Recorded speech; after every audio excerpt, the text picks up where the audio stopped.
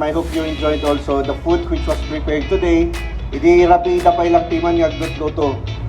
So a round of applause sa gilid ng isang saganang matlang palakpakan tayo suda. Yung duting kasi is strawberry. It's the ibaloy of, ang sabi ng mga iba is shooting. And then the other one is the dokto, is the kamote. And then naglagay tayo ng mga products ng Trinidad.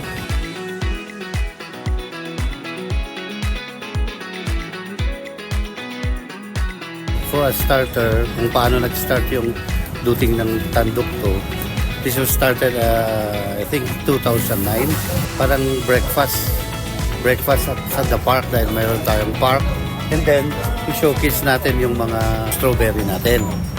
And then, as the years goes by, na-add po yung fun run. Pero yun, ang target lang naman natin is yun. Meron tayong activity na naka-angkla sa Strawberry Festival natin. And then, I think 2015, gumawa na sila ng SB resolution na mainstay na ang Duting Tandukto and Fun Run dito sa piyesta natin. And then, at nakita naman natin na as years goes by, nag-i-evolve. Noon talagang pahirapan po kaming magbenta ng mga ticket.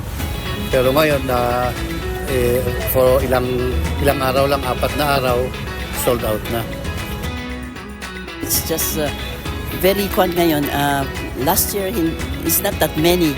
Ngayon talaga ang dami-dami, 117. It's just around siguro 1/3 of the population of last year.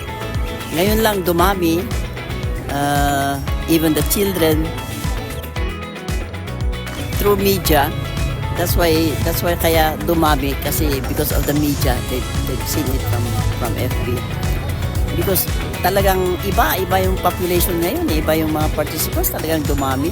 So most probably by next year dadami pa yan kasi makikita nila na everybody's joining from children to seniors.